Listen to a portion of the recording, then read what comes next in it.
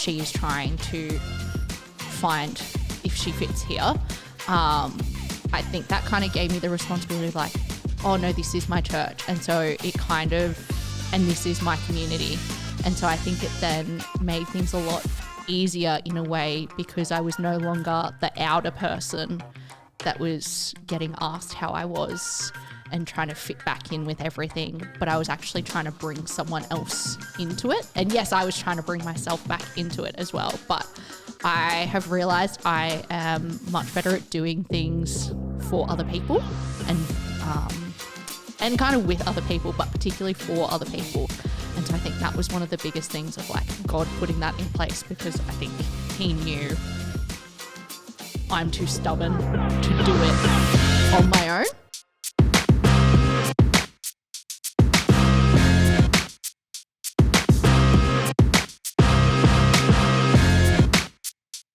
Welcome back to the Chip Lunch Podcast. It's great to have you along with us, and it's great to have you along with us, Brayden. It's great to have you along with us, Large John. coffee to get Large through coffee. get through this podcast. Yes. Excuse me, I believe I ordered the large cappuccino.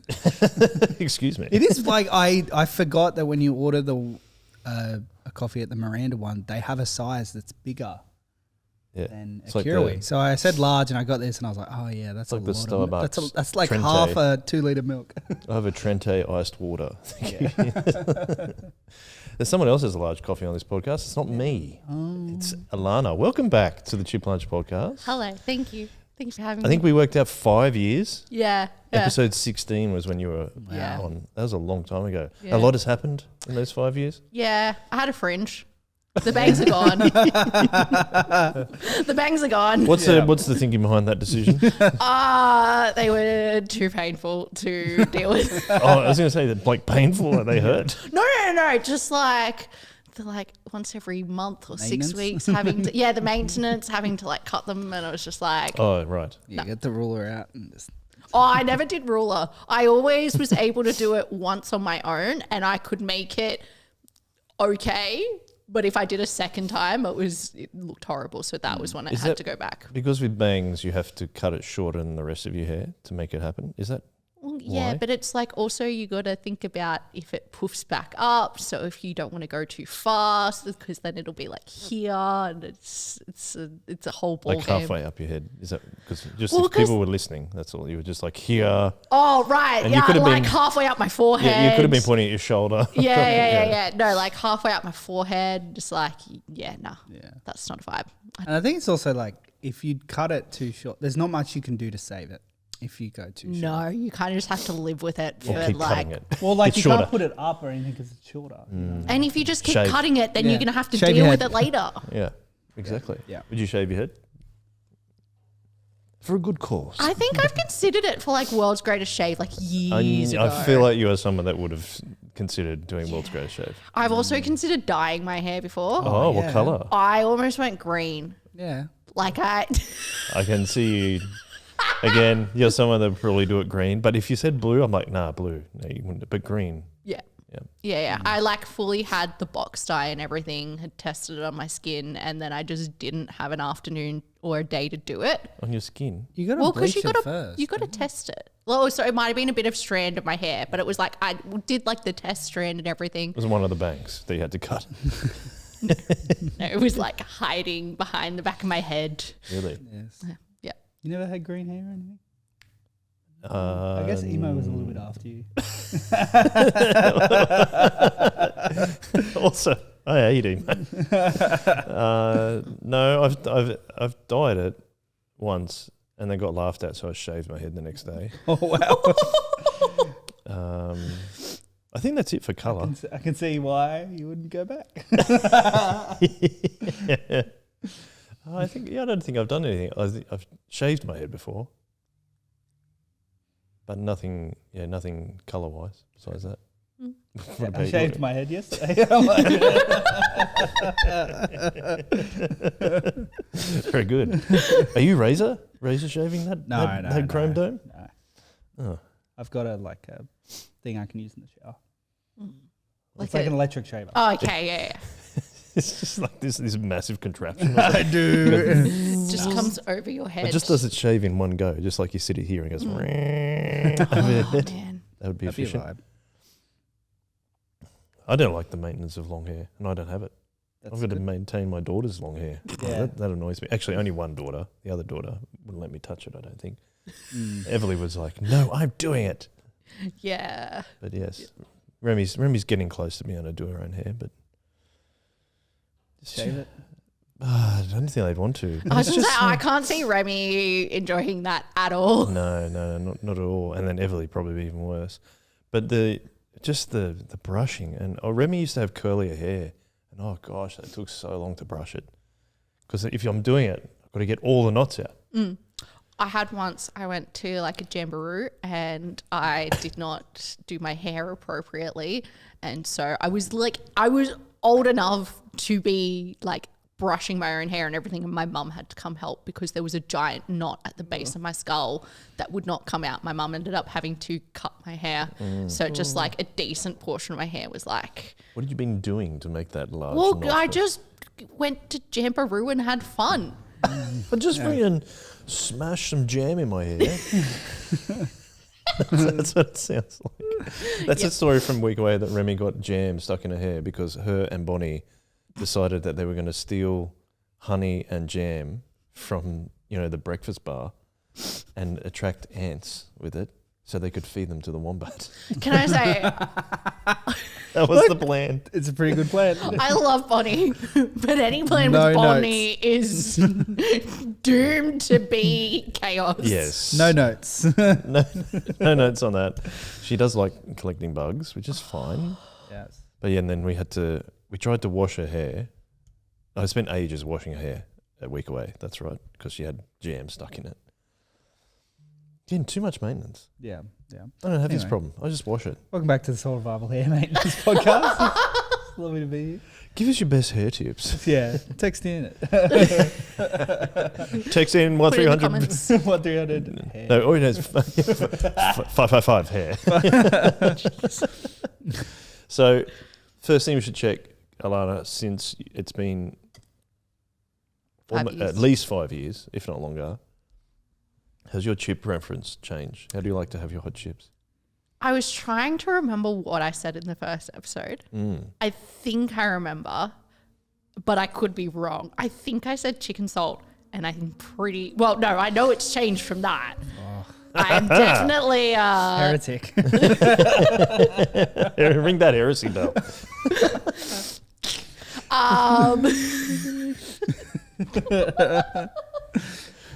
But you think it was chip line? Sorry, I think it was do chicken lines. salt. It was chicken salt.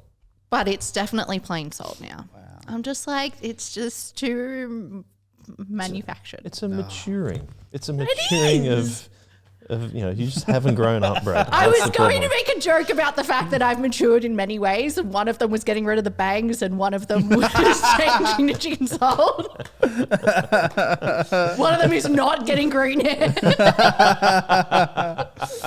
I was having this conversation on the weekend with Riley, and he was just like, "I'm so glad you never did green hair. It would have changed my whole perception of you." I Well, kind of green actually hair's agree a with vibe. that. but Green hair's a vibe. Yeah. The producer has just walked in. Hudson, welcome. Welcome, Hudson. Hello, Hudson. Yeah, Good I morning, think. Hudson. Yeah, like, do you reckon it would be that color of that wall? In like, we have this It'd be wildly darker green. than that. No. fluoro green The color of green I was going for was like, there's nothing in there. A leafy green. Yeah, but like a dark leafy green.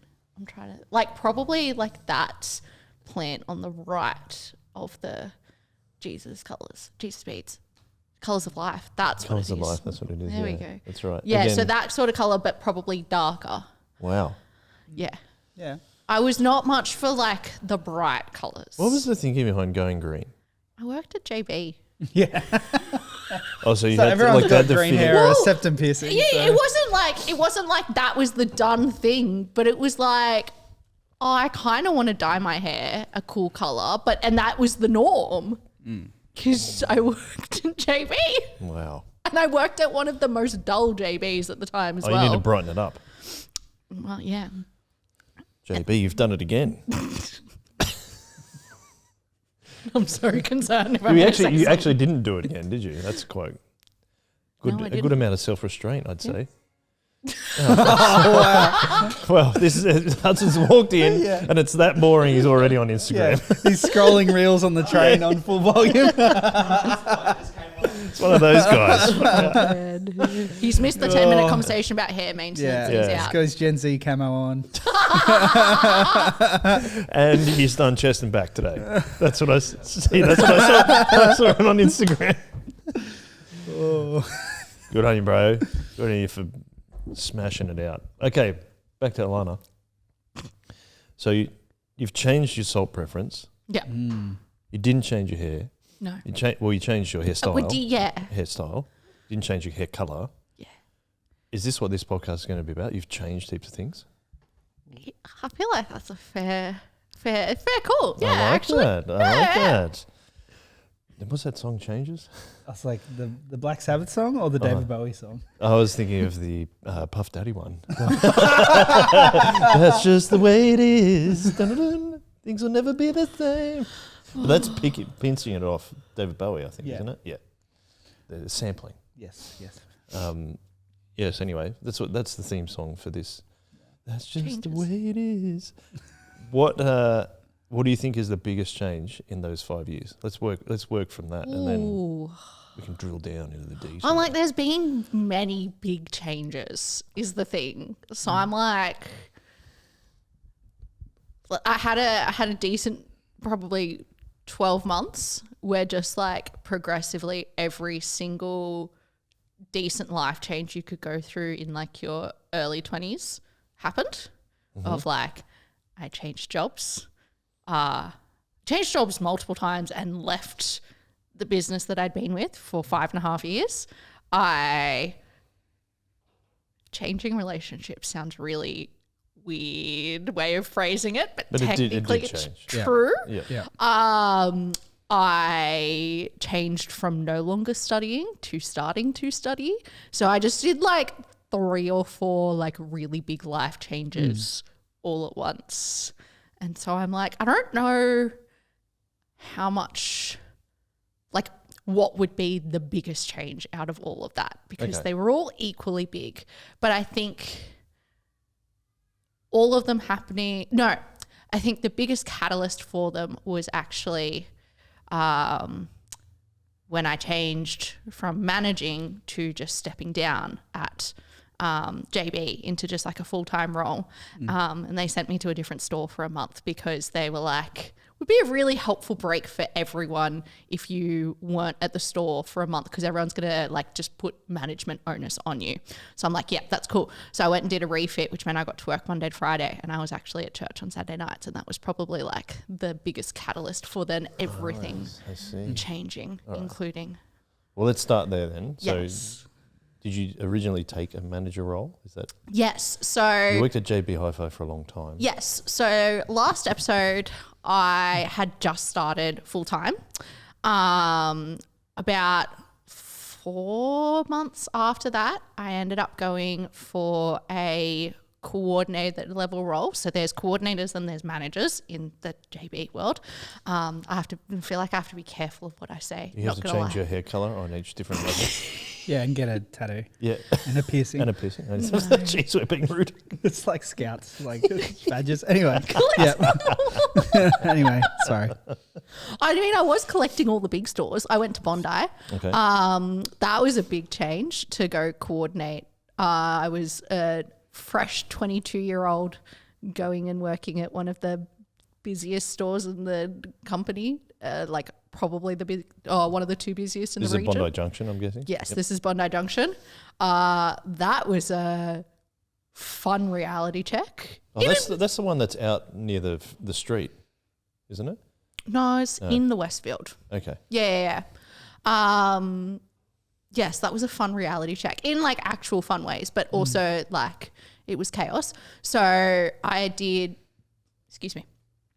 a telco sales coordinator role for about 6 months. And then there was a management position that they were trialing across the company. So they were throwing it out into a few stores to trial it out. And I ended up going for it, and I ended up successfully getting it. And it was a 12-month secondment contract because it was just a trial-based role. And so I worked out of both Bondi, and then probably about 9 months after that moved to Hurstville in the same role. And then towards the end of the 12 months, I realised I was getting very burnt out. I was not enjoying what I was doing. The vibe was kind of coming across with not necessarily how I was with the team, but my, particularly my store manager at the time could very much see something was going on. And so when my contract was ending, this was an interesting thing to have happen. I had a very interesting, like a really good discussion with my area manager and my store manager about how I was going with work and everything. And I could tell the vibe of it was they were probably going to ask me to not continue after the 12 months. Yeah. And because I kind of knew that, I'd literally only thought that morning, and I'd thought it multiple times, but I was just like, maybe I should just move out of this role. Maybe I need to go back to doing just general full-time and go back to uni or figure out what I want to do. Yeah. Because this is not for me. Yeah. And so it was kind of like that conversation was the opportunity to actually voice that to them. And so before they had any, and so I still don't know if that was what that conversation was going to be from them, because I just went, actually, I don't think this is for me. I think at the end of the 12 months, it would be really good for me to step out of this role and just go back to full time and figure out what I want to do. And they were super supportive of that, which is really, really cool. I think one of the biggest things I learned out of that was I went into that second management role way too early. Yeah. I think there was not a lot of pressure from other people, a lot of encouragement for me to do it. But I think it was like, oh, there's the shiny new thing that is an opportunity that I could go for, and why not go for it? And so it was kind of just, there wasn't a thought in my head of just to stay in my role where I was and to really solidify my skills and that sort of thing. It was like, oh, that's the shiny new thing. Let's see how I go with it. And I think that was probably a massive detriment to myself and my faith in some ways of just like going for that. And so I think the best decision that I made in that point was actually stepping back, going back to full time, because as I said, they ended up pulling me out of Hurstville, sent me to a different store for a month to help with a refit, which was with managers that I'd had before and really enjoyed working with. I got to work Monday to Friday, and throughout my whole time at Bondi and Hurstville, I had worked Saturday afternoons and Saturday evenings and done like closing shifts. So I had not been at church on Saturday nights for probably about a year and a half, I reckon. I was doing Yarrawarrah on Sundays, which was a lot of fun, and going and doing kids ministry there.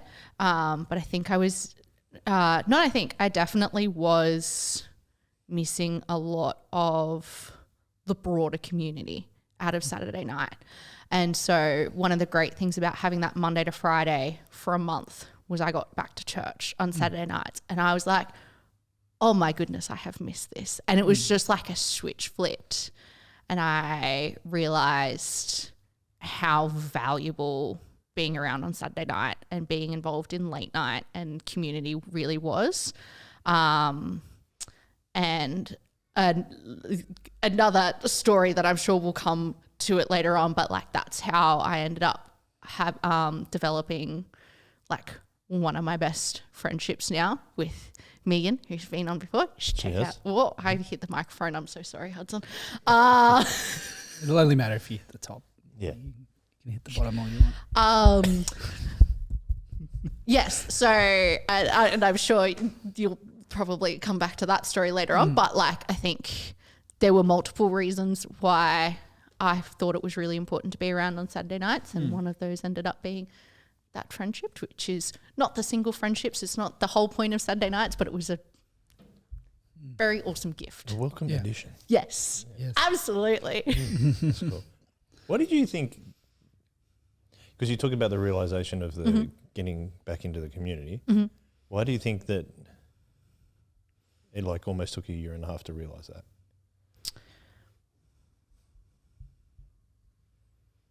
There was definitely stubbornness That's honest. Yeah.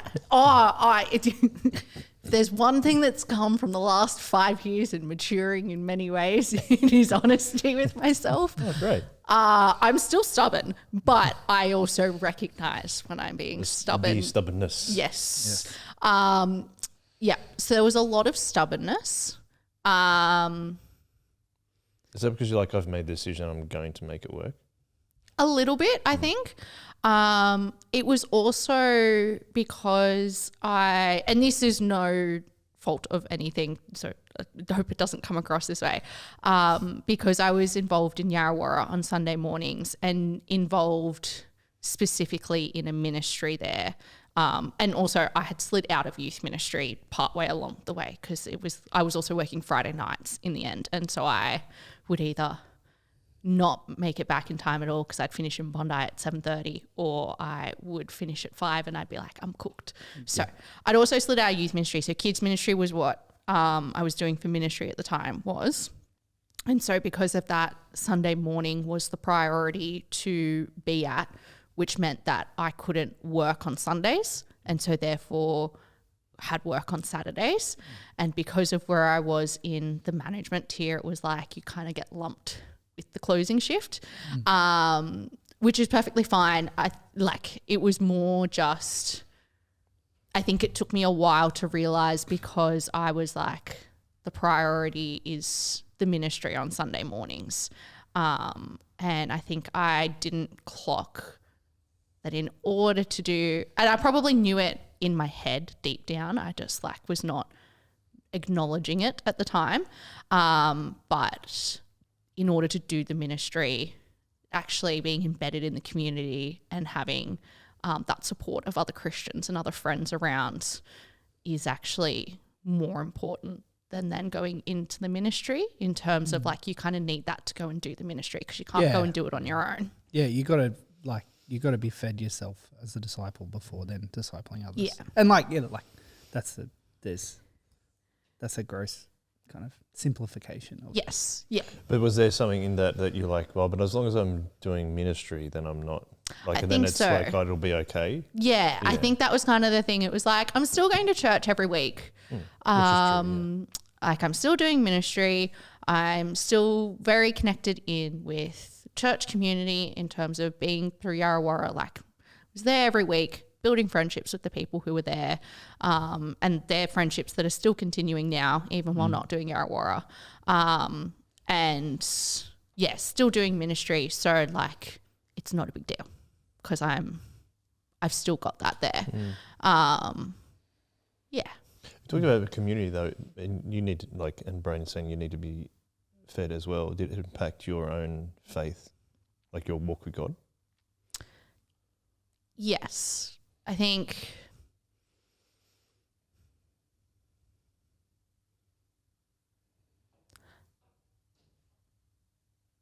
sorry, here's going to be the awkward silence as I think about an answer to this. I kind of like it though.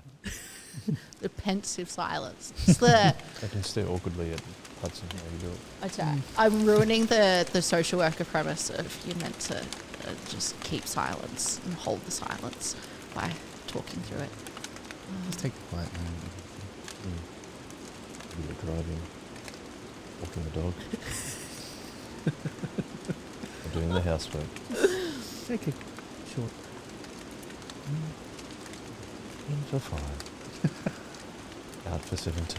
I'm so sorry, guys. That's really hard. And then when you wake up with the paramedic. You know you've done your job.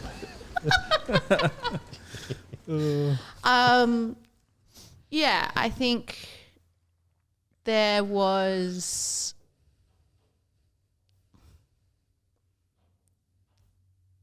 in some ways a similar thought from some people, and not all people, because I've had conversations with other people who've thought differently, that because I was at church every week, I had people around and so I was still doing okay. So there might not have been as much of a check-in, but I think the act of just going and doing ministry and not having necessarily the time to build as much relationships by being in the Bible and that sort of thing with other people, then our walks, our faith is independent, like in terms of it's all our own faith with God. And so, but we also do it as a body of Christ. Yeah. And so whilst, yes, it's on me to be doing things like reading my Bible and praying and building my own faith with God, I think we can't do that alone. And I think I kind of was at the time. I know that at the time I was feeling, and this is kind of, I guess, a little bit of what made it easier to not be going on Saturday nights, was I felt pretty disconnected because I was struggling quite a bit with not really having many other chicks my age, which is a common occurrence. And I know there may be some of those chicks listening and I'm like, these things have changed. It's fine. Please don't freak out. Katie, I love you. But like a lot of things happened. People had to slide out for different reasons of ministry or Saturday nights or whatever it was. And so it kind of just made it very easy, because the boys are lovely. Don't get me wrong. But the boys are not the chicks. I was having this conversation with some females. Well, I was having this conversation with Ethan and someone else the other day, and it was just like, I can't talk to Ethan about the women's health things that I have going on now, because that's kind of awkward. Fair enough. And so, yeah, I think it just made it really easy to just kind of disconnect from church and just look at it as a bit of like a job that I needed to do, rather than a community that I was embedded in, which was then not only was I feeding into it and supporting it, but they were also doing that to me. And so I think that affected my faith when stuff got really rocky. Like there was some health stuff with some people I was very close with at the time. And I think while I was trying to figure out all of this work stuff as well, and like just being very much in the dumps. And I think by that point I was like, I've dug my own grave. I kind of have to just deal with it myself. Dig out of it. Yeah. And like I appreciate that, taking the responsibility. Yeah. And I think that was a comment that was made to me by a couple of other close friends as well, which this is going to sound really harsh, so I'm not going to mention the names of who said it to me. But it was essentially like, yeah, you kind of fell off the face of the planet and didn't give any way for other people to like reach out to you, which I'm like, yeah, that's a fair cop. And so I think that also, like, I kind of cut myself off from it. Like, I don't think, like, even though there was not necessarily as many chicks around, like there were all sorts of things, but realistically it was, I am going into protective mode because there's lots of things going on and I feel like I don't have the relationships anyway, so I'm just gonna like. Does the stubbornness go up? It went up so much. So much. Yeah. Okay. Yeah. And I think there's also something you said, that you slid out of youth ministry in that. Not just, so we like, I think there's almost like three elements here of, you've got your own personal walk with God, which you, I think rightly said, is our own responsibility to make sure that's happening. And then you've talked about being community. But the one in the middle, I think, is like leading with people. And if you pull yourself out of that too, I think you're sometimes taking away another opportunity for growth. Is that when you're doing it, not just meeting people on a Saturday night, not just on your own, but also like leading people, especially in youth ministry, is another opportunity for you to grow as a Christian as well. So if you take that out too, I can understand what you're saying. Yeah. Then that's not, and I should say that's not the only way to do it, but I had learnt so much about my own faith and how much of a deficit there was in my own faith while leading. Yeah. Especially when I was leading youth ministry, because like, I don't know how to answer this. Yeah. This, one of the crew that I'm leading is having this difficult thing. How do I answer that? What's a Christian response to that? Yeah. And then at the same time as well, and I'm definitely getting a lot of this side of it, is just like the same time leading, particularly when you're leading kids and teenagers, you get a lot of the childlike faith, which is really encouraging to see when you've been a Christian for a long time, because you can just get bogged down in the details and like not the rules, but like all the specifics and that sort of thing, or just like get stagnant in faith. And then you just come across a teenager who's just become a Christian for the first time and they're talking about it, and you're just like, oh yeah, that's all the good, like that's all the awesome things that God does. And so I think that's another thing that comes out of, and that's not, I think that is a bigger thing in kids and youth ministry, but that's a lot of different ministries. You see that coming across. Like you would see that in hospitality, of just having conversations with people, and how having a meal on a Saturday night and talking to someone makes a huge difference in their faith. And Yeah. And I feel like there's something great about, I think when you're a young adult, you start dealing with a few things that are problems that are like aren't solvable very quickly. And that's like your first experience of like, oh, here's like these issues in my life that have no clear resolvable point. And the first time you come up with that, it's really hard. I think a bunch of young adults really struggle with that, like that aspect of like, oh no, now I've got these problems that I don't know what to do with, and also don't have an endpoint. And I think that is hard, and it's also hard when you've got a few people around you that are also dealing with that. Yeah. But I think there's something great about like, I don't know, I've always found it great about like the reason why I love and why I think youth ministry has been so great is like then you start talking to someone that's like, oh man, my art assignment, like what am I going to do? And you're like, oh yeah, I remember when like my week was like, oh crap, like this problem. And you're like, oh when yeah, you're like, that's the end of the world. Yeah, exactly. And it's like this refreshing, I find it a refreshing thing where I'm like, oh yeah, like God will get you through that. He'll get you through the thing that you're dealing with. And when you hang out with older Christians, you'll hear stuff where they're just like, yeah, I've got this thing that's never going to go away. And you're like, oh yeah. Like there's different elements to different faith walks, but there's something really fun about being able to have those reflective points through other people's lives, through being able to see that. Yeah. And I think like, and that's why intergenerational is so great. But like you've said, like you were getting part of that from Yarrawarrah. Yeah.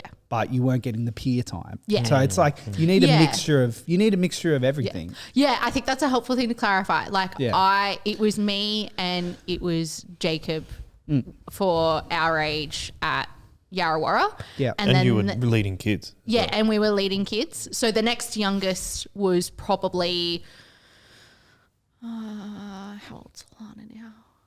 Like 10 years younger than us. Yeah. And then the next oldest to us was probably Lauren, and I'm going to make a really big faux pas if I attempt to guess her age. But like that's more than 5 years. Teenage probably. Parent.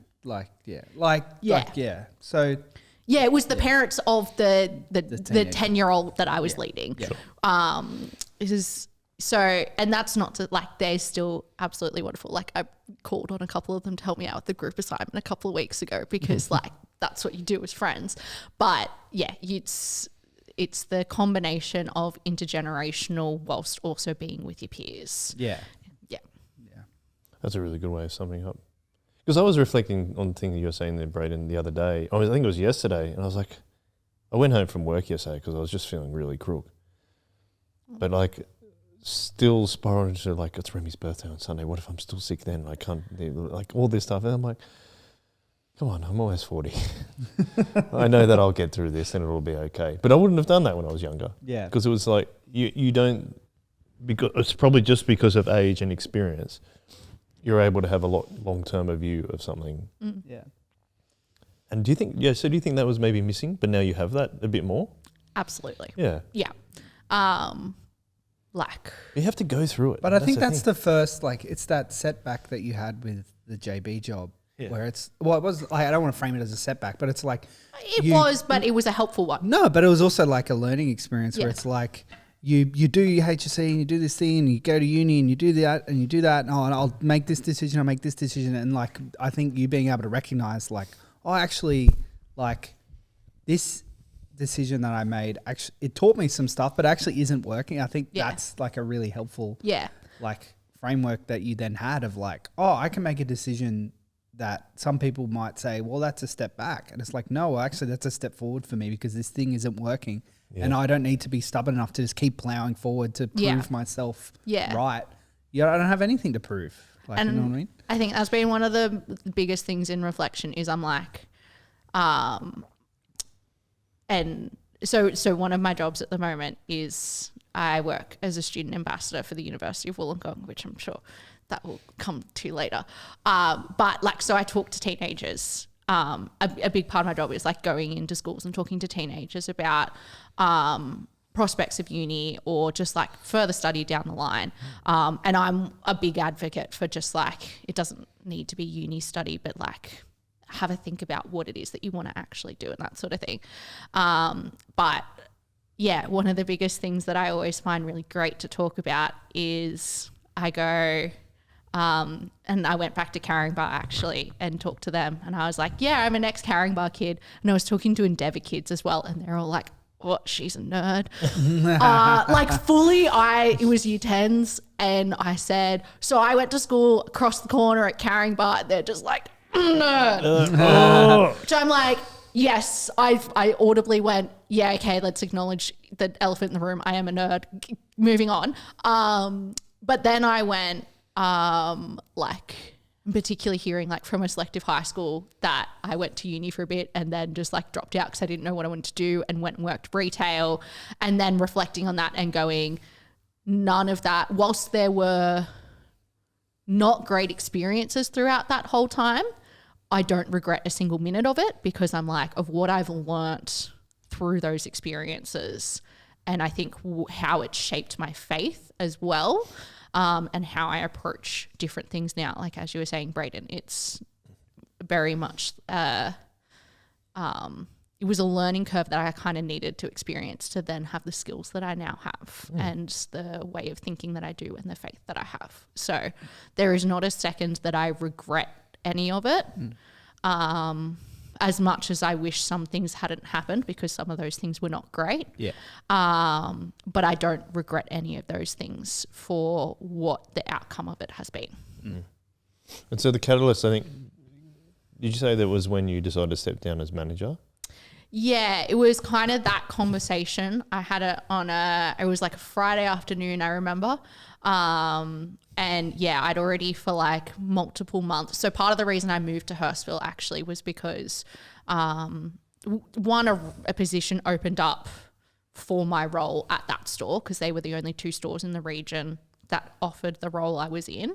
But secondly, my leadership team could see that I was struggling a lot, and so they were like, maybe moving her closer to home so that there's less travel time, which was a legitimate thing, might help those things. And so I'd already for like 3 or 4 months been thinking, and this was an internal thought, I hadn't actually verbalized it, but I was thinking, do I actually want to be doing this? Is this where I should be? Like, what am I doing? And so yeah, that conversation was definitely the catalyst to like actually think about it in that moment and be like, oh, I think I know what conversation's about to happen. And it's not that I don't want to hear what's about to be said of what I think is going to be said, but I think I'm already feeling it anyways. And I think what may be about to be said is going to be a relief. So I'm just going to jump the bullet and actually just, even if that's not the conversation that's going to happen, I know it would be a relief if they were to essentially say, we're not going to continue in this role. And so rather than actually wait to get the bad news, I'm just like, well, it's already going to be a relief to say it anyway, so I may as well just do it. So yeah, I think that's why it was the catalyst. Yeah. Did you find, I have had a lot of chats with people that fit on both sides of the spectrum, but when you then had the chance to step back into the Saturday night community, did you find that something like some people I feel like come back in like have had to like haven't been like you had a legitimate reason for not being able to come, you were at work, but like some people then find that experience of like, oh yeah, I can finally be back, and that's like something really refreshing and fun to begin with. Or some people are like, oh, I haven't been around and I feel like I haven't been around and I don't know what to do. And people can ask me where I've been. And people are everyone's like gonna make a big deal about me not being there, like positively, like you know what I mean? Yeah. They'll think it's positive, but I feel weird about it. Yeah. Like, how did you broach that? Just because I've had conversations with people that are both ways, where it's like some people I know like can't make it very often on Saturday and then hate when people make it a big deal that they're there. Yeah. But like people are just trying to love them or whatever. But Yeah. like, yeah. Anyway, how did you feel stepping back into Saturday? How did you go about that? If someone is listening who hasn't been able to make it to whatever church community they're a part of and maybe find it then apprehensive to not be there, like what would you say to them? I was definitely on the apprehensive side, which learning a lot about my brain in the last few years, I understand a little bit more why I was on the apprehensive side. And I think it was also because I knew not even just people would come up and ask questions of like where I've been, how I've been, that sort of thing. I also had some of those questions throughout very haphazardly. I will happily say Jared was actually one of the people who, whenever I would see him or very, very occasionally, he'd be like, dude, I miss seeing you around. And I'm like, yeah.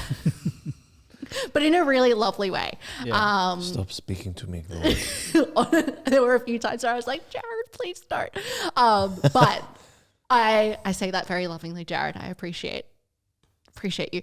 But yeah, it was definitely apprehensive. I think as well, part of my reason for being apprehensive was I think I was struggling to figure out who were close people that I could confide in and share at the time, because there was that very big life transition. In part, that was because of not having been around for a while. In part, that was also because of different reasons why a bunch of the chicks weren't around, like for health reasons and ministry and all that sort of thing. And so I remember kind of going in and just being like, I don't know who to talk to outside of the person that I'm dating and all their friends, which they're all my friends as well. Like, don't get me wrong. But it kind of just felt like I didn't want to just come in and be like attached to the hip to this one person, because I don't feel like I can talk to anyone else essentially, because I haven't talked to anyone for ages. So I think the first couple of weeks was really rough to kind of work with that and have that apprehensiveness. And I think go through the same and I think the other thing was as well, I felt like I was going through the same conversation over and over again of like, oh, we've missed you, how are you going? And so I felt like I was having the same conversation with every single person again. I'm like, as much as it was the right decision for me, I was also feeling a little bit upset with myself, I think is the easiest way to say it, that what had happened with work things had happened. Like, it's rough to realize you were probably going to get stood down from a position. And yes, I ended up making the choice to stand down myself because it was the right decision for me. That's still a difficult thing to process, especially I think at the age, like that was the first time I'd ever had something like that happen. And I prided myself a lot on my work ethic and my work, which is a whole other thing that's also a thing that's tied in with my faith and we'll get into. I think, what was I saying? I'll come to it in a second. Coming back into church. Yeah. And so I think the pride aspect was kicking in of I don't want to have to keep having this conversation of all these things again. And so what ended up surprisingly helping heaps was I found someone who I didn't know. And so this was the start of the friendships that's been a massive gift to me in general. So Megan, who has been on Chip Lunch before, was kind of just moving over to Soli's. And I was like, I remember, and we've talked about this before, but in my head I was like, oh my goodness, there is a female who is like my age and no one's talking to her except for a couple of the boys, because like she went to year 13 with Ethan. So there was that friendship that was there. And I was just like, must make friends with the other chick that's here, must do it. And so it was honestly like 3 or 4 weeks of just awkward conversations of like, what do you like to do? It was so awkward. Genuinely, it was like, do you like to read? what do you like Do to you like read? climbing? Yeah. Well, we didn't even get to that. It was the Hunger Games was what did it. Because the thing was, and we've both talked about it and she's recognized this as well, both of us were like, I think we were both coming out of really rough. We were coming out of big transitions from really rough stuff that had happened in both recent contexts. And also figuring out a lot of things as well and kind of managing a few other difficult things that were co-occurring at the same time. And so mentally we both were like, there's another chick here that's kind of my age. I kind of want to make this friendship work, but I'm so awkward and I suck at small talk. So I'm just going to stick this out. And Megan was just like, I can recognize what you're doing. I'm just also an awkward person. So as soon as we hit, and we were both just like, we're both Christians in this space. We get that because we're in this space together and because of Jesus, we can be friends with each other. Yeah. Like that was on the minds of both of us. We're like, we're both Christians. We're both here. Let's try and be friends with each other. And another thing of like, we're both chicks roughly the same age. There's not that many of us here. Let's just try and be friends with each other. And so I think there was that very active process of trying to do it. And then we finally found something that actually got us fiction. bonded. Let's go. Well, that's the start of our relation too. Hunger Games, isn't it, Brayden? Participating. See, I didn't even know that. I didn't even know Hunger Games that well. Okay. Oh, yeah. Anyway. But yeah, I think that, and what was really cool about that was that was a friendship where there was no previous friendship there. So there was no pressure to have to share all the things that had been going on. Like we did eventually get to that, don't get me wrong, but it was not like oh, how are you doing? We haven't seen you at church for like 12 months conversation every single time. Because she didn't know that. Yeah, exactly. And it was the same for her of just like people didn't know. And it's so almost like God did it.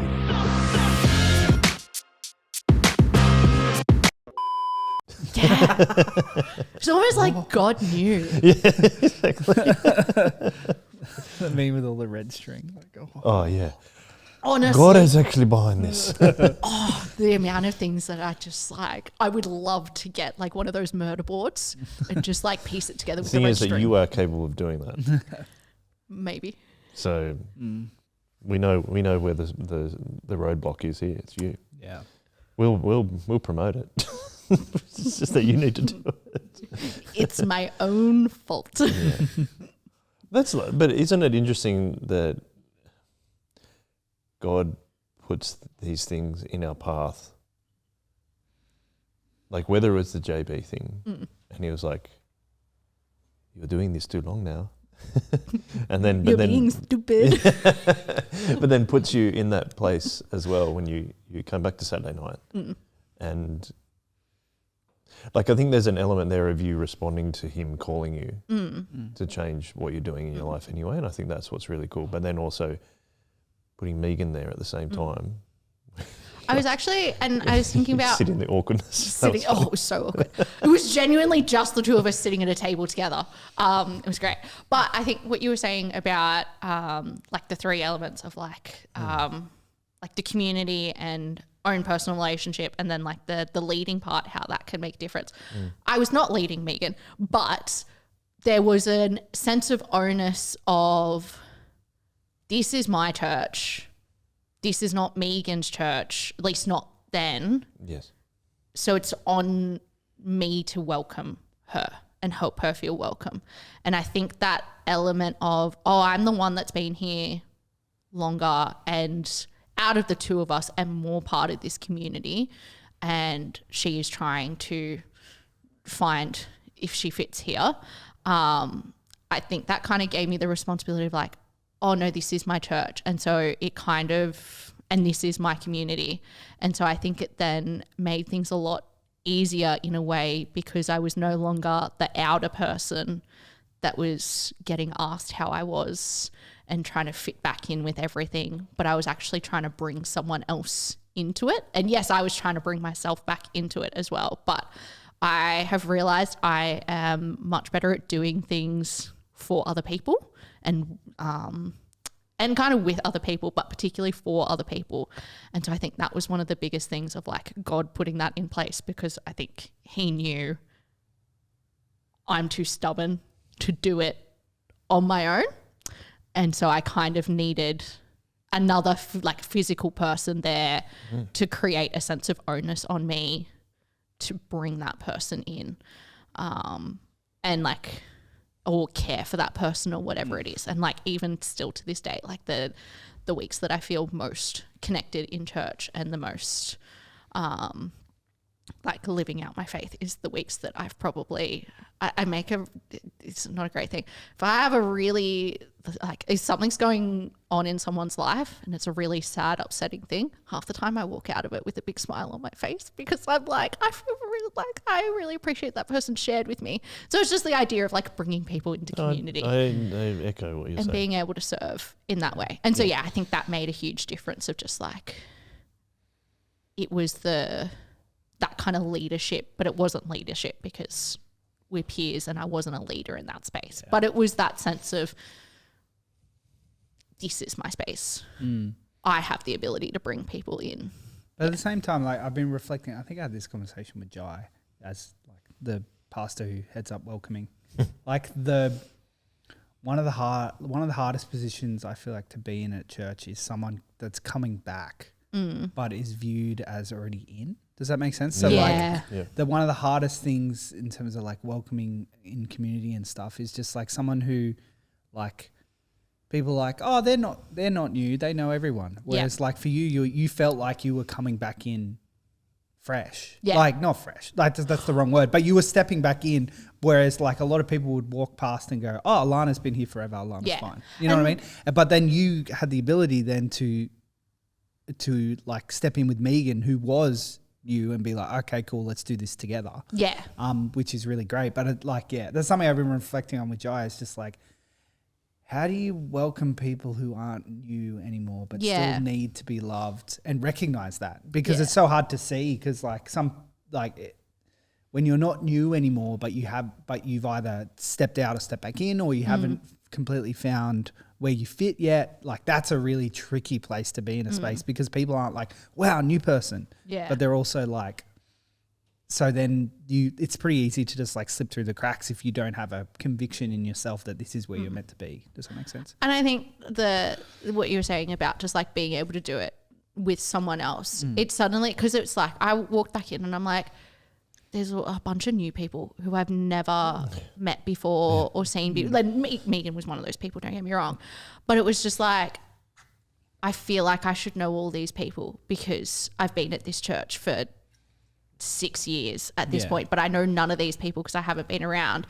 Whereas then tagging in with Megan was like, I have an in to actually get to know all these changes without it being like I've missed everything, because it's more of just like this is an actual new person, so we introduce them to all the things, and so I'm just there along for the ride and incidentally get reintroduced to the things that I've missed. So I think that's when we're talking about like what would be a helpful thing for someone who's coming back into church, I think there's definitely a personal conviction side, especially if you're a little bit what was the word that we used? Starting with A? Apprehensive? Yes. If you're a bit apprehensive about coming back in, I think there is a bit of there's a personal conviction that you're probably going to have to push a little bit to get through the hump. But sometimes finding a brand new person is actually a really good way to jump back in on things, as long as you're bringing them in to the community things. Yeah. That's a hot tip. Just find the new person. Find the new person. Tell me about, you said this will come out this later. Tell me about this work ethic and stubbornness. I am very... Take the very out. You are... I am diligent Yes. and I like to make things easier for people. Yes. And I go above and beyond in a lot of things. Yep. Which is some really great things to have. Yes. What unfortunately happens is I'm really bad at switching off. And that's not just... So you're not great at switching off? Not really bad? My psychologist would love you, Joel. Thank you. I haven't told her I'm doing this, and I'll tell her next week, and I'll be like, "You should watch it." Just send her the link. Yeah, I'll be like, "You should watch this." Yeah, I don't need to come in. Skip to this point and listen to Joel, and she'll be like, I don't need to come in. Just watch this. "She'll be like, I love your church. It's great." She's also a Christian, so she'd be like, "This is fantastic." That's awesome. Yes. Yes. So I am. What was your phrasing again? It was I'm not great, or Yeah, you're just not great sometimes. Yeah. Because you said really bad. Yes. And so how that looked in JB world was so when I was my telco sales coordinator, I had a team of very fresh young people. When I say young people, I mean I was 22 and they were all younger than me. So they were all babies. And I called them babies. Oh, so they're all 2 years old. Sweet. One of them I think was 17. Sweet baby. Yes. And they were very good at selling the big swanky new things, but they were not great at doing the just like little upgrades and that sort of thing that actually helped build. I'm going to use great JB terms for here, building a great solution for a customer. Okay. It's just an ad for JB. JB, you've done it again. And so what that led me to do was I really wanted to build up their knowledge and their confidence in doing stuff. But of course, I only work 5 days a week. And so I was just like, just call me on my days off. It's fine. And so it would be Tuesday afternoon and I'd be playing Hogwarts Legacy because I think that's probably what I was playing at the time. And I'd get a phone call. Hudson woke up. That actually looks like a really fun game. It is so excellent. good. Yeah. It is excellent. Oh my goodness. I think I've played it through fully once and then like almost played it through another 2 times. I've watched people play it. I'll lend you my PS5. You can play it. My kids would love it. Yeah, they would. Yeah. It's really fun. Leo. Yeah. Anyways, yeah, and so I'd just get a call and I'd see the name and then just pause the game and it'd be like 15 minutes on the phone and a video call to figure out what's going on and all these things. So it would be things like that. It would be things like getting calls on my days off to help with problems that I was already assisting with and the customer came back to follow things up and thinking, yeah. So JB Land, that's what that looked like. And so the switching off didn't really happen. Except the only time, and I was super appreciative of this, it was always Sunday mornings, we don't contact Alhana. Or if we contact Alhana, we expect we don't get a response because that's when I was at church. You'd set that boundary. That was a really good boundary that I had set with them. Yeah. I didn't set the boundary with anything else though. So that was my detriment there. How that carries across now is I carry that same work ethic, not just with employment, but also with my uni studies and also with ministry. And so my, I guess my pride of wanting to do a good job, and it also gets mixed in with Christian values. So there's like, there are good things in there, but it's also like, is this too far? It's just, I want to do a good job. I want to, like, for ministry, I want to be able to, like, not only care for the kids, but also care for the other leaders and recognizing there's a lot of things going on for the other leaders. So I'm like, oh, just give me this thing. I'll do it. I'll go buy this thing. I'll go do the thing. Like, I made a joke and Hudson's going to laugh at me for this because he saw it. On Wednesday, I was like, I'll go buy a bunch of things for camp.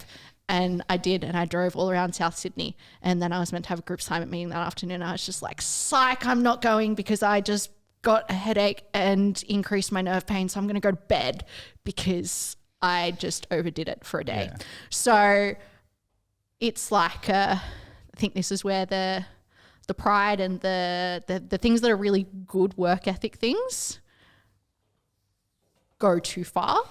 And I think that's something that I'm working through at the moment, and something that, so Stu's sermon last week was on the fourth commandment on rest, which I've actually, over the last couple of years, in kind of spending more time in the Old Testament, will keep coming across the Sabbath. And actually, every time I read it is a really harsh, stark reminder of thinking about rest, actually, like, and rest in God being so valuable to actually be able to go and do things in general. And one thing that stuck out to me was just like, if we are like, I'm trying to think of how Stu phrased it. I'm going to butcher it, so I'm so sorry. But essentially, like, the concept of if we can give 1/7 of our week to God, that's also a recognition of, or to resting and going, I don't need to do this thing. That's also a recognition of God has it under control. And it's not actually in our hands, it's in God's hands. And your over-functioning is trying to keep it in control. Correct. Yeah. Yes. So that is something that I just put my hand up. It's I do the same. Oh yeah, I hate being finite. Being what? Finite. I had to preach on it on Sunday. It was super fun. Like, it's confronting preaching on something you're bad at. It's Did you do the same thing as Stu and say I'm preaching to myself? Yeah, but like also like, I don't know, I use the example of like, I had this conversation with Beck ages ago about like, I'm like, I can't wait till they invent something which means we don't need to sleep anymore. Like, because I'll just be able to do all this stuff. And like, people are like, what the hell? Like, and I'm like, oh, like, people actually don't resonate with that. It was really fun. Well, actually, I've been reading a book which is not at all related to rest. Also, I will not mention the name of the book because it can be very gory sometimes. It's a very funny book. Tim Billhart's. It's called the Old Testament. But in it, it's like a full video game setup, and you can get upgrades and that sort of thing. And it's like the main character got an upgrade to the bed, and it was like, so he only had to sleep 2 hours a day. And he's like, but now I don't have time to rest from this horrible, awful place that I'm in, which it would kind of be helpful. And then the next upgrade was just you just step on the bed and you're immediately refreshed with all these buffs. And it's like, it's like, in theory, that's great because like imagine all the productive things we could do. But actually, for how we're made as humans, that's actually the worst thing possible. So that's a fun, like, I think. And when I think it's my pride that's coming is it's like, no, I can do this on my own. But I think I should have the capability. I think you have an element of what I have, and I think Joel has as well. Like, you don't expect other people to do something you wouldn't do. Yeah. And that is like massive. I think it's massive in terms of like encouraging, but it's also like the quickest way to cook yourself ever. Yeah. Because you don't delegate because you're like, no, like, like I'll do it because I wouldn't expect someone to do it because that I wouldn't do. But then if you're doing that with every element of your life, like you said, like work, study, ministry, you end up doing it with family things as well. All of a sudden it's like every area of your life you're just picking things up. And then you realize like you've got a backpack full of things and you're like, oh my gosh. Like, Bless Riley, but he's told me many times, don't do that thing. What are you doing? Yeah, don't be stupid. Helpful. That's helpful to have those people in your life. Yeah. So is Megan. They're both very good.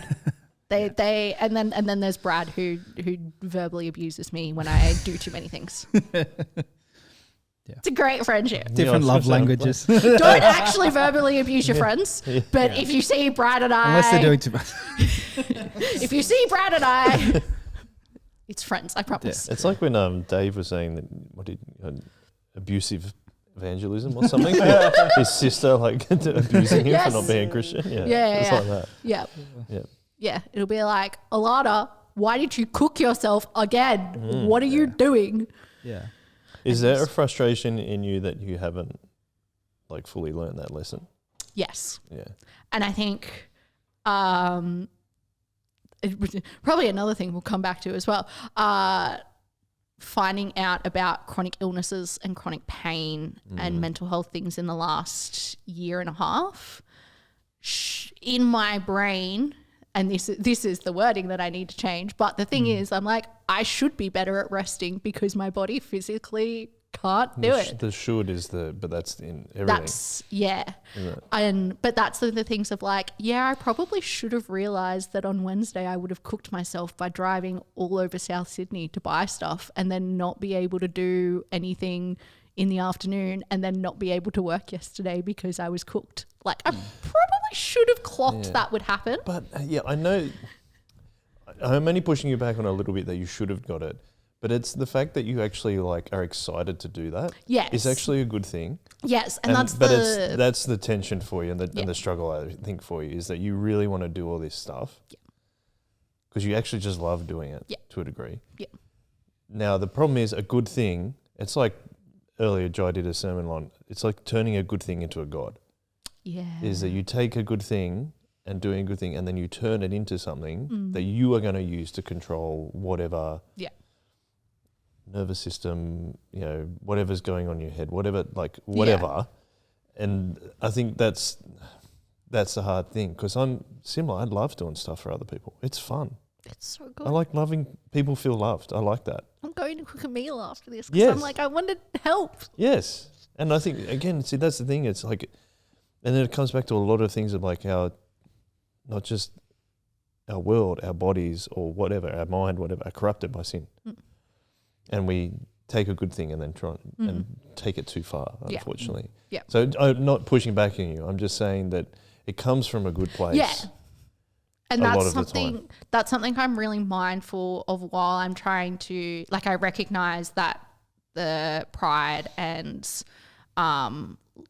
leaning too much on myself and not enough on God that is not helpful. But as I'm working through that, I'm trying to not lose the joy to actually do things. Yeah, cool. And I think that's also part of needing to work through that pride, not just as a barrier in relationship with God, but also as a barrier in joyfully doing things.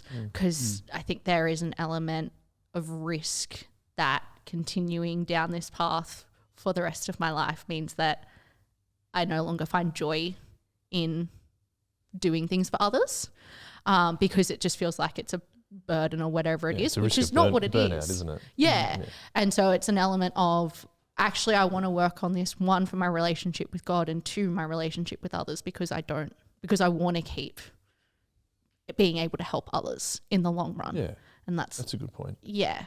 And I think with what my studies are in social work, it's like that's literally what my whole job will be, is working with others and helping with others. So it's like I actually do kind of need to figure out how to do it without overdoing it, because otherwise I'm going to hate what I end up doing and no longer. Which is like your lesson from JB Hi-Fi. Yep.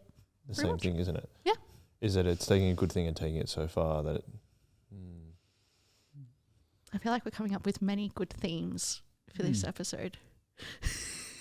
It's also, and it's also just trusting God will sort it out. And it's like, you're not God. You can't fix other people's problems. Yeah. You can, Stu had a good metaphor of like, you can put your canoe up next to someone's canoe, but you can't paddle their canoe. You know what I mean? Like, so it's just like, that's in, and I'll talk in terms of like the pastoral care frame.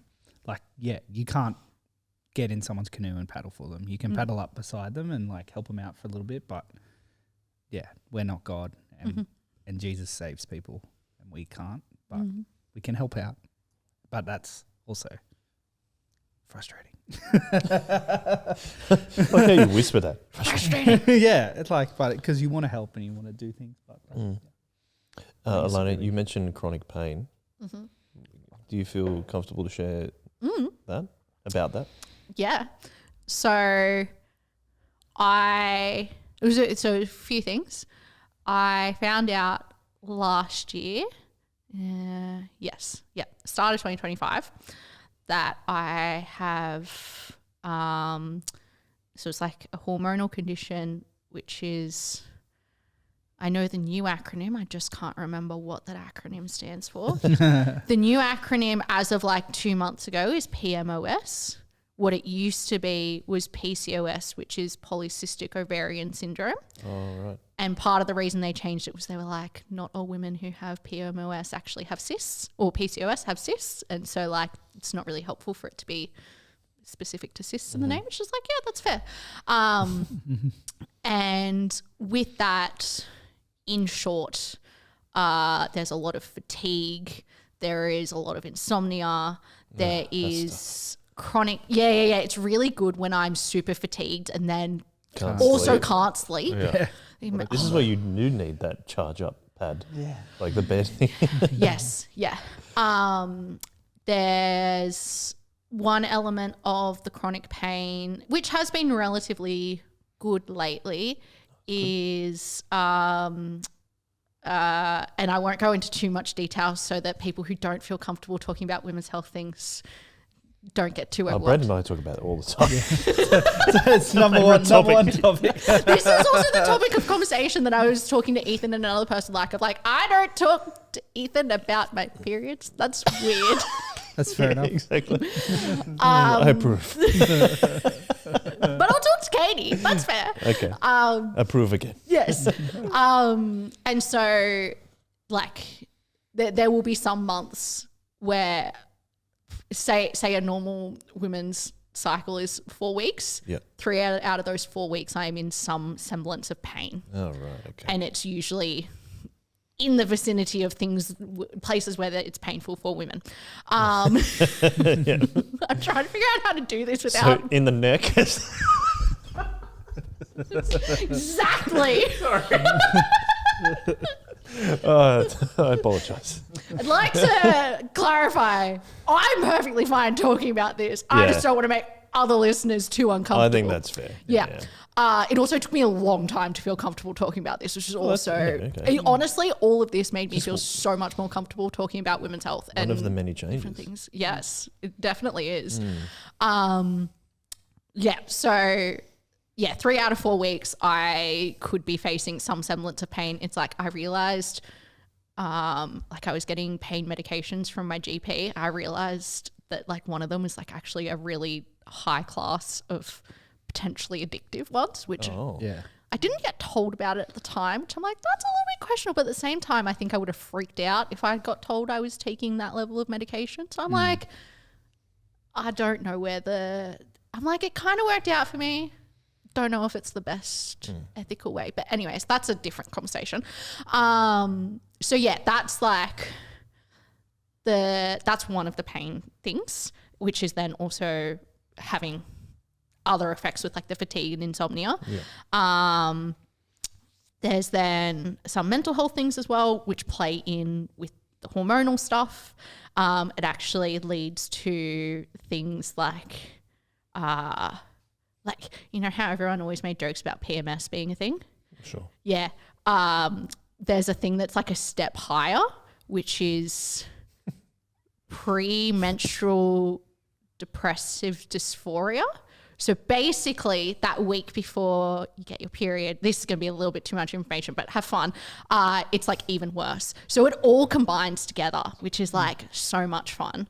So that was a fun one to figure out that I had as well. And then also last year, after finding out all of this, spending a lot of time at the doctors and different specialists and everything, I had withdrawn from my uni subjects and everything, thought I was resting, and then about May last year, I went to the GP for something. And I'm like, I got this like extra thing. Can you check it out? And my GP checks it out. She's like, oh, that's shingles. That is like a really obvious case of shingles. I've never seen a GP back away from someone faster. I was like, I've never heard of shingles. How often have you seen a GP back away from someone well, else? Well, that's fair. But it was just like... I know what you're saying. The reaction. Yeah. And so I didn't know too much about it. I had mentioned it to my mum, and my mum's reaction straight away was, isn't that an old person's disease? And I was like... Thanks, Mum. Well, she's not wrong to an extent. There's a vaccine for shingles, which is for people over the age of 65. Is shingles chickenpox? It's like it's a recurrence of chickenpox, but typically only in people, like in elderly people, or can sometimes come up from stress and that sort of thing. So that's how it came up for me. Risk factors, old age. Yes. That is a risky factor. Yeah. It kills most people. But then poor immune function, it says. So yeah, that would have been my whole vibe at the time. Yeah. And so literally like the next 2 days had like the full, so for those who don't know, for shingles, essentially it starts off as like a rash and then you get a period of time where it is just incredibly intense nerve pain. And when I say incredibly intense, like the location of it was my shoulder. People couldn't touch me. So it was my left shoulder, sorry, for those who are listening. People couldn't touch my right arm without it causing me pain. So I was like not doing well. I also went to youth that week. That was a questionable choice, but that's something we learned from. So yeah, usually that can last for like 2 weeks to a month. Not the whole, like the pain gets better, but kind of just like having any pain. After that, if you still experience pain, you then my GP left it a couple of months just to see if it's still stuck around longer. But in the end, the pain continued. So I got the long-term nerve pain condition of postherpetic neuralgia, which is essentially chronic nerve pain. So that's another fun one. And then I just have chronic back pain as well. So like, because I'm just an old lady apparently. Well, you got an old person. Exactly. Yeah. The disease has been recognised since ancient times, says Wikipedia. Thanks for that. Wikipedia is such a good source. A good source of medical advice. Yes. Well, that's a bit frustrating.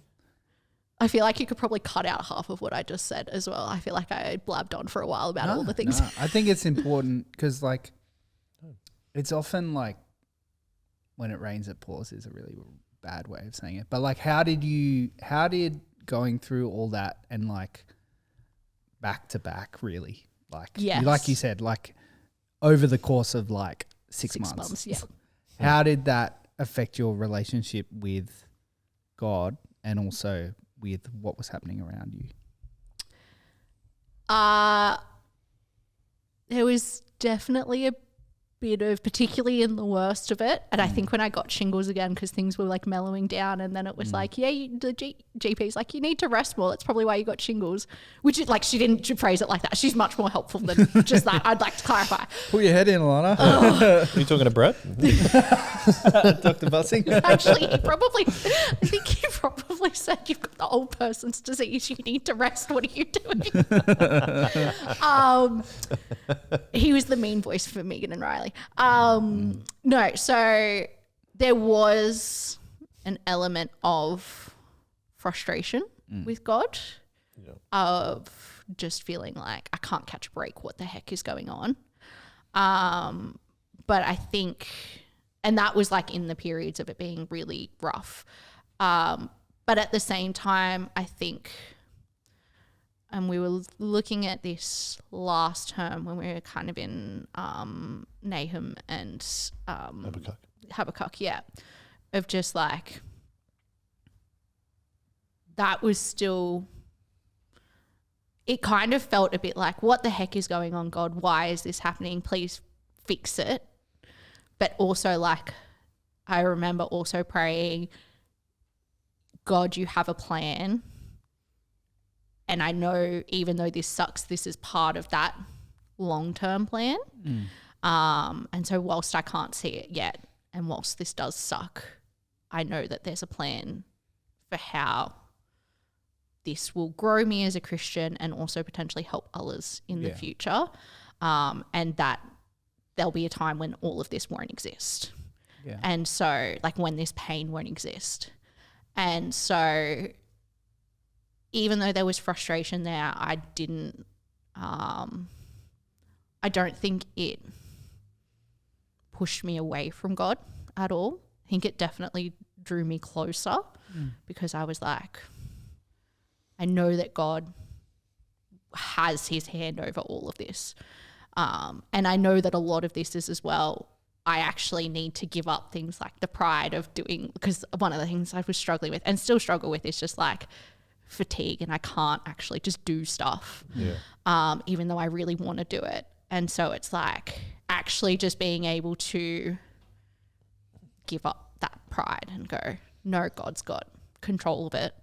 And he's got control of me in this situation. And so I think it drew me closer in a lot of that. I think in terms of community and like being at church and that sort of thing,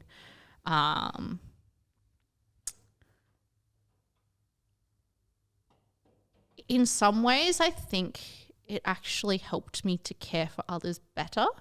Like one element of it being having different life experiences, and so therefore being able to empathize and relate with other people a bit better for different things, and also have, not that there wasn't grace for others already there, but having even more grace for others who might be facing similar circumstances or different circumstances, but just things change.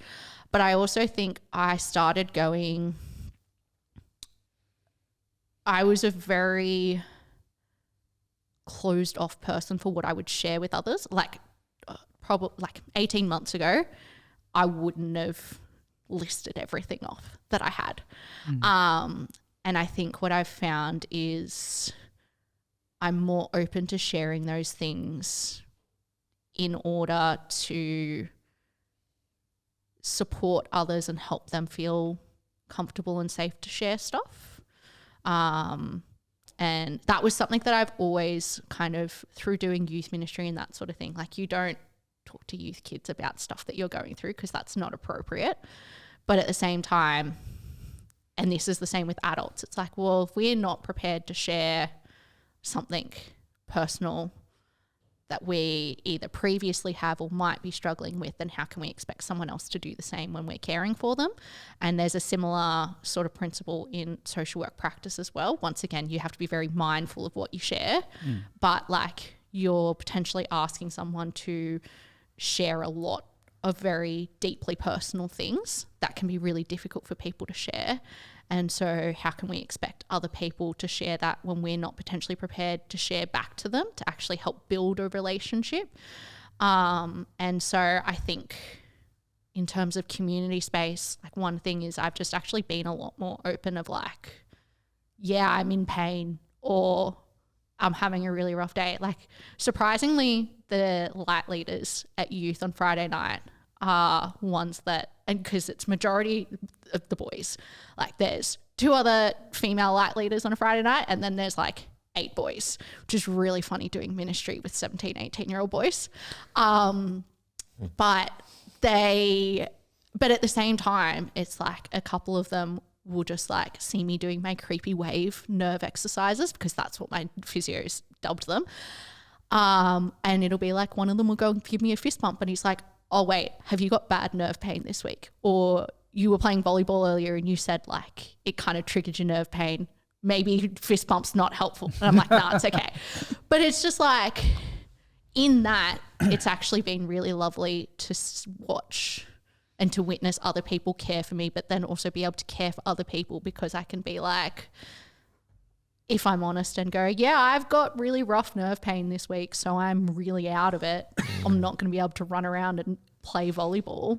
Yeah. It actually then gives other people that same capacity to do that so that we can care for each other within a youth team and within friendships and that sort of thing. And so I think that's something that's come out through all of this is a willingness to share life with others. Be a bit more vulnerable. Yeah. Yeah. Because I think there's always been a value of sharing life. I think I've always been very cautious of how much I share. And I still am cautious of it but I am more willing to, depending on what it is, because I'm like, well, how can I expect someone else to actually share what's going on if I'm not going to be vulnerable back? Yeah. Because that's not really a fair relationship otherwise. So yeah. I think that's very true. And I think there's important leadership quality is to show vulnerability as well, Mm. because a leader is often termed as a you can reach your water bottle there. I got it. The difficulty in sometimes showing that you are like human or you're not above someone is through vulnerability, and actually it kind of gives you in some way like a little bit more authority, because people know that you're actually more normal, so then therefore they relate to you more, so then they're more likely to respect your authority. Yeah. So I think that's a really good thing to be modelling for sure. And I think even just in your normal life and normal relationships, whether it's leadership or not, I think that's really important. And also, I suppose, it plays into the other thing that you're talking about, that you've started studying social work. Yes. Which is what you probably, what you're talking about is probably, social work maybe not so much, but it's an element of that, is at least having empathy. Oh, yeah.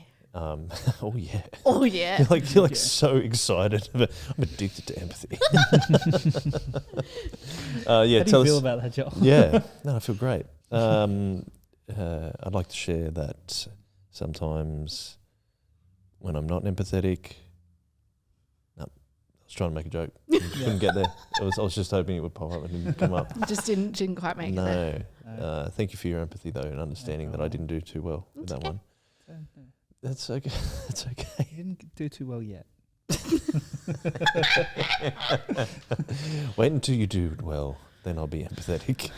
So that's a shift from you, because originally, if I get this right, when you're doing engineering back in the day, Very close. Maths? Physics. Oh, So It was Whoa. something to do with maths. Yeah. No, you So- did maths teaching something. Yeah. So it was physics, Yeah. then it was exercise science, then it was secondary maths education. Yeah, so that's that's where the right. maths came in. That's right. Okay. And that was that all finished in 2022. Yes. Yeah. So talk about like one of the biggest like on a whim trust God situations ever. Really? No. Genuinely. So for coming about to social work, What about Moses? Oh, wow. in my I love that you didn't even go into just Moses in general. Only because I'm just reading The Exodus. basket. The basket. snakes. Yeah. I mean, I rock. was meaning in my contextual firstborn life, thing. but you make a fair point. Sorry. The Red Sea. You make me think of like any situation today. Yeah, but what about Moses? But what about Moses, man? I mean, I'm going to use that one. What about Moses, though? That's where the empathy kicks in. What about Moses? yeah. What about Moses, man? Yeah, when's He the said last time you thought about Moses? He said he couldn't even speak, and he did it. Like,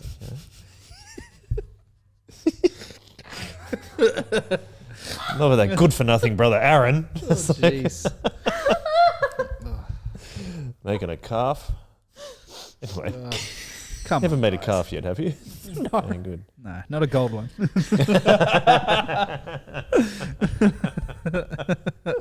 It is just a filthy brown one. Okay. Okay. So, Social Moses work. level trust here. Social work. Yes. Yeah. See, now I feel like it doesn't match. And I'm like, okay, let's downgrade I the. was just saying, like, you bring the hyperbole, like, it is the greatest moment I meant like of within ever my trusting life, God. contextually. Welcome to the hyperbole. I wasn't meaning in the Yeah, yeah. history of time. Unlike shingles. It's been around since ancient times. I'm so old. According to Bondi, I'm 55. That's another humbling thing about doing Oh, kids ministry ministry, yeah, with it's the kids and worst. youth is I was doing kids at Week Away. Like I was leading kids ministry, and I had one of the light leaders who was also leading at the same time with me as well. Yes. And I was talking to Bonnie, and Bonnie was We like, were on the same day. "Oh yeah, you were, Yeah. Because I remember yelling at you across the room and being like, "Joel, Bonnie thinks I'm 55, That's and right. Remy thinks I'm 16." Who did? Who thought- Remy, I'm somewhere in between. I got promise, guys. 55, 50, and 16. And I was like, You know what? The 16 made up for the 55. Whiplash. But so Vinny was there, and Vinny thought it was the funniest thing in the world. Yeah. And so now every week at youth, I get multiple times from the light leaders, Alhana, you're so old. But And aren't I'm you? like, Oh, you're like the new Greece. I feel like Yeah. I feel really bad. You stay long enough to see yourself become the new group. I remember working in childcare that they would just be like, yeah, you and Tracy are the same age. Like, what? It's like 20. How dare you? That was so funny. How dare you? They just have no concept for age. No. Which It's is- like well- it's like their age and like their parents' age. Yeah. Yeah. There's nothing in between. Yeah. Well, yeah, even teenagers, like at youth, like the 12-year-old teenagers. And I'm leading with Lucy, and she was like 16 at the time. So they're guessing ages. And so they guessed that Lucy was like 16. And I was like, how old do you think I am? They're like, 40. no, they were like 18. I was like, oh, 18. you're so wrong. 18, right? Thank you. Is that why, like in high school TV shows, like they're all like 25, but they Maybe. can pass as and like Also, here we are, 16-year-olds. Because I'm watching what is the show? The American football show, Friday Night Lights. oh, yeah. Oh, wow, that's a show. Yeah, it's quite good, isn't it? Yeah. But also, like, there's some stark things Yeah. that happen in It that. also makes me really sad. I'm like, geez, it makes me feel like a sad teenager again. It does do that well. Cue I think I the was watching Midwest it. emo music. I was gonna say, I'm pretty sure I was watching that as a sad teenager, being like, bro, just Okay. like so. This show gets me. Well, it was like mid 2000s, but I was watching it like 10, watched it 15 at all? years after it No, came out. but I've had friends who are like, it's the best thing ever. It's pretty good. It is. Pretty good It's show. quite good. Anyways, we were talking. We went very off topic there. Yes. We're talking about the Social biggest work. thing that's ever happened. Yes. So Biggest moment of trust in Yes, God yes, ever. yes, yes. Sorry, I forgot. Moses level trust. Yes. What about Jonah? That's the next shirt. For sure, Moses level trust. But what about Moses? But what about Jonah? I like that. That would be a cool shirt. Yes. Okay, so it was the start of 2024. I had left JB leadership probably like 4 months before, roughly. And I was like, and I knew so long term JB wasn't going to be the place for me. And so I was thinking about what I wanted to do and also what God was wanting me to do and what is a way to fly. It was a small bug, a small flying bug. And what would be glorifying God through what I did. And I was actually, so for context, my dad works in IT, and I had considered it many, many years ago because my dad was like, you'd make a great person to, as he said, speak the nerd language to real people and speak real people language to the nerds. So project managing is that role. Yes. So I was like, okay, it's probably something I could go into. So I was looking at TAFE things and that sort of thing. And then I was like, you know what? I remember doing a couple of social work subjects back in like 2018 when I didn't know what I wanted to do. And I remember doing them and I really enjoyed them, but I was like, nah, it's not enough hands-on problem solving for me. But I thought about it and I was like, hang on a second. I've done... Do massage. I'm derailing this podcast, so I apologize. It's fine. I'm like, I feel like I've done elements of the problem solving directly with people by working at JB. Yeah. Both from an element of like working with customers for solutions, also working, but not just from a sell the most expensive thing possible. Because I was never a big advocate for that. I was a very big advocate of we actually need to find what works for the customer. Yeah. And What was it again? The JB solution. Yeah. Yeah. What was it called? You called it something. You said it's like the most complete solution for the customer or something. Yeah, I don't know. Oh, I Mamma can't Mia. remember. Sorry. That's okay. You're Sorry, still- JB. still- I didn't do it again.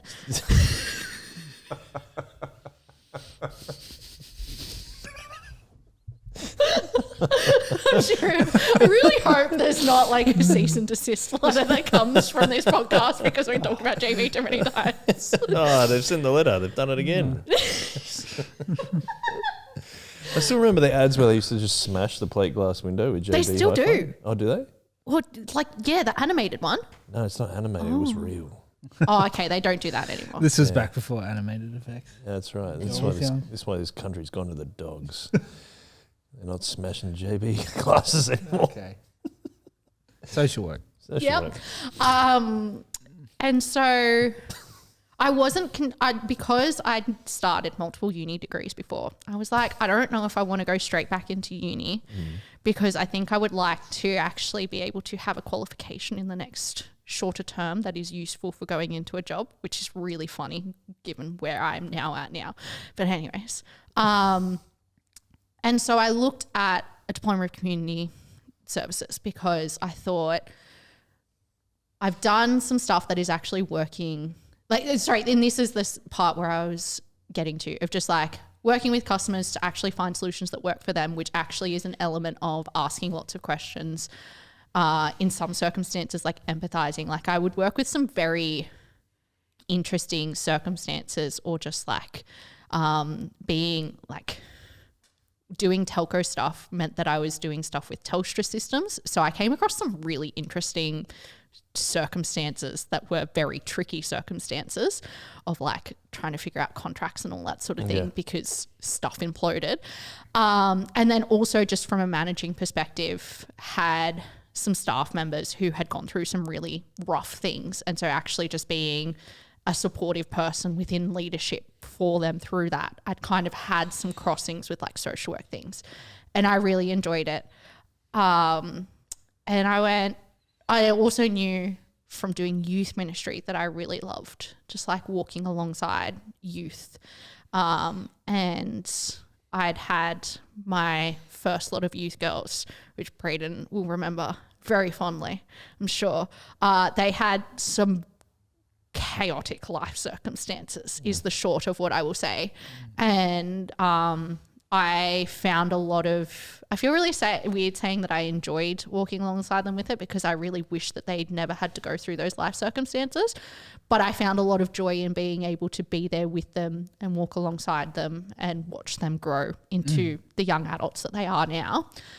And so I was like, all right, I'm going to look at Diploma of Community Services and I think I'm going to enroll in that.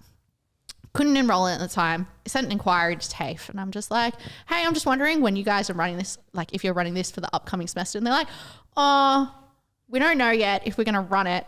So we'll put you on a wait list and we'll let you know.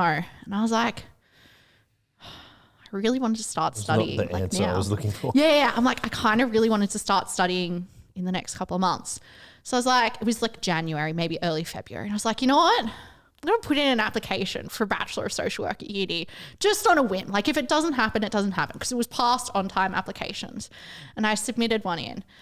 And then like 4 days later, I got an email. And it's like, here's an offer to come study social work at Wollongong. And I was like, what? And so it was like such a like quick turnaround. And I remember talking to my boss and it was like the Friday morning and I was just like, still, I got it. I don't know what to do because now this means I can't work full time. What do I do? So I started studying social work in 2024 and it was the first degree that I got 6 months into and I wasn't sick of. So I was like, I think we found the one, which for anyone who knows me well knows that I got 6 months into every other one. I got less than 6 months through the degree and knew that it wasn't for me. So it was a bit of a gamble chance of just like applying to uni because I was like, I don't think they'll assess me in time. So I don't think it'll be a this year thing. And then suddenly I'm at uni studying 2 subjects whilst also working 4 days a week and coming back into youth ministry. Life was very chaotic at that point. And yeah, I realized that, so social work is a lot of just, my best way of phrasing it is working with people to help them live the best lives possible, whether that's coming out of their particular circumstances or working within their set of circumstances. And that I think is something that I've really valued doing, just like being friends with people through church. And so being able to do that on a more extensive scale is really, really cool. So, yeah, and I get to use my social work skills in ministry and ministry skills in social work, kind of. So it's like, it's a really nice combination of them. So you, in a sense, you don't have, it's like you've doubled your career and your ministry work together. So you don't have to do as much. Do as much separate things. In theory, maybe. Yeah. In practice, no. We still do lots of things that are separate. Wait, you're talking about yourself in the third person there. We still do lots of things. Okay. Right. Well, it sounds like you're excited about it though. Yeah. So I'm in my third year, but I've been doing it part-time because of all the fun health things that we discussed earlier. So I think after this semester, I've probably got like 3.5 years left still. So I still got a while to go, but I think for all the things that I talked about before health-wise, and also having a very big focus on church and ministry and not wanting to sacrifice that either, doing part-time is a really good thing for me. And I'm just like, I get to still use the skills anyways with the youth kids and with people at church, which I feel kind of awkward saying that I'm using my social work skills with people at church whilst on this podcast, because I'm like, I'm not practicing skills on people. Oh, it's Yeah, just but you're experience. not. Yeah. You're just doing life with people. Yes. It's like, I think social, like, again, it's like a very, you're not practicing, I don't know, dentistry on people. Like, it's a social skill. Yes. Open your mouth. You know what I mean? Like, Yes. it's, I don't care about your problems. Open your mouth. whatever. Great dentist. How did you know? No, because you talk to them when they've got the mouth open. Yes. So they can't respond, right? Yes. It's Yeah. very annoying. Yeah. Yes. So we've talked about many changes. Mm-hmm. Sum up for us, and I'm going to ask it because the third question that we ask, which is, if you could go back 5 years, what would you tell your younger Christian self? Oh, Empathize. strap in. You get ready. Sorry. Fasten your seatbelts. It's going to be a wild ride. Yeah. Oh, well, I think that is one thing, because I'm like, it has been chaotic and wild.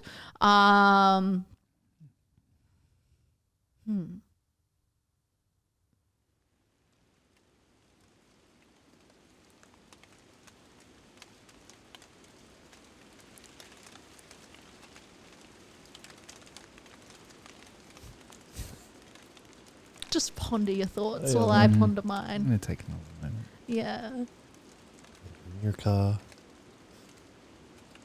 Just take a moment I'm going to be to sit with it. trimming the hedge. Just take a deep breath in. I'm going to be patting the cat. And breathe out.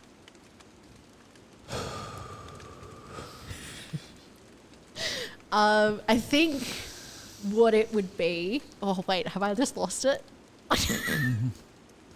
That's fine. We can sit here a bit. Just a little bit longer.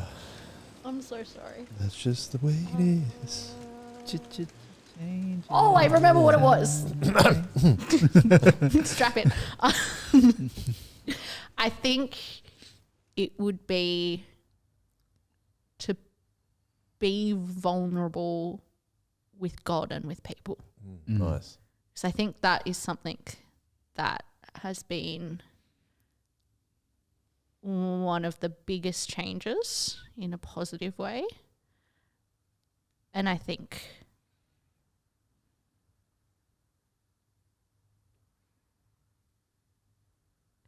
I think it is something that I definitely struggled with at the time, and didn't think that I was struggling with it, in terms of just like, it was just not a thing. I'm just like, no, I'm helping people. Why would I go and share anything about myself? Why would I want people to know that I'm struggling with stuff while I'm trying to be friends with them, or while I'm trying to work with them? Whereas the dichotomy of it now is like, by being vulnerable, not just with friends, but also in the workplace. Like they're very aware of the like different health things that I've had going on. And so just in the last couple of months when things haven't been as great, like they've been super understanding like of not being able to work and that sort of thing. And so, yeah, I think there are a lot of things that have previously told me, and I think told a lot of other people, that you can't be vulnerable in circumstances and that you got to like protect your space and all these sorts of things. It's like, well, yeah, there's some people that you need to be mindful of who you're vulnerable with or how vulnerable you are with them, but actually having some people that you can be vulnerable with and share things with makes a significant difference on, I think, how you can do relationships. And I think that also changes how the vulnerability you can have with God. So I think sometimes the vulnerability with people might help you be more vulnerable with God, or vice versa. And I think we all go through stages of just like a bit of like a lull, and we're like just doing all the Christian things, like praying, that sort of thing, but not actually sharing life with God. And so that's why I think even in the moments where I was like, God, what the heck is going on? Why is my body crumbling to pieces?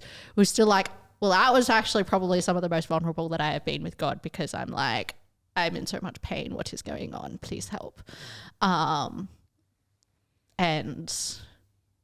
that I think has been like built some of my strongest faith and some of my strongest friendships is just from being vulnerable.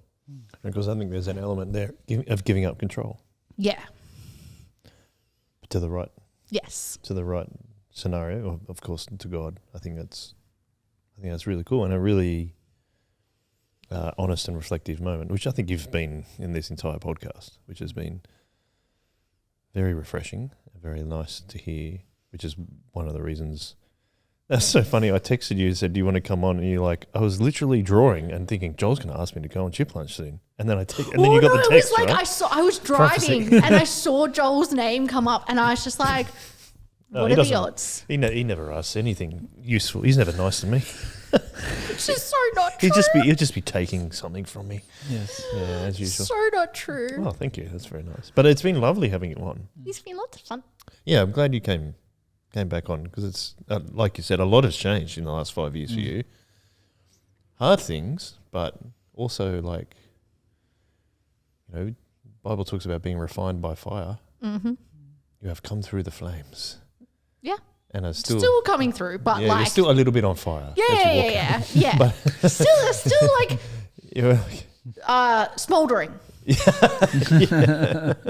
Yes, your pants are just like slightly smoking at the back. But yeah, thanks heaps, Alhana, for coming on.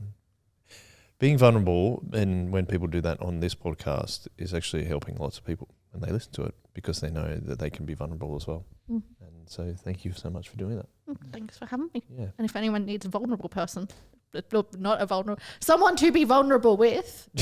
Not a vulnerable person to take advantage of. Yeah, please don't do that. That was a little bit questionable. Yeah, let's not do that. Yeah. Brayden, let's wrap up the chips. Yes. Yes. I think I just really appreciate like so much of Christianity is like taking a faith that we believe and trying to apply it to our lives. And I just appreciate that you have taken your faith and applied it to every part of your life. Yeah. And not like separated things. And I think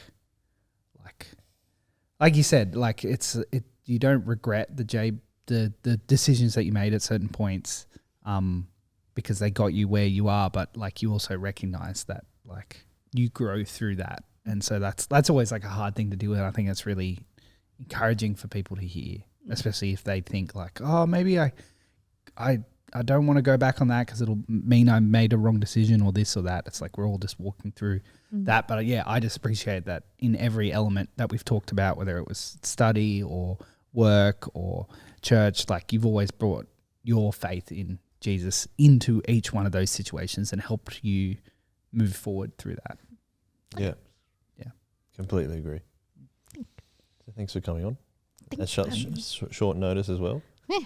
And you're off to cook some spaghetti bolognese. Let's go. Let's go. It's going to be Very great. nice. I hope you Mamma enjoy it, mia. Christine. Thanks, Alhana. Thank you, Brayden. Thank you, Thank you. Hudson. Thanks, Thanks for your Hudson. pants. And we'll finish with a one-way.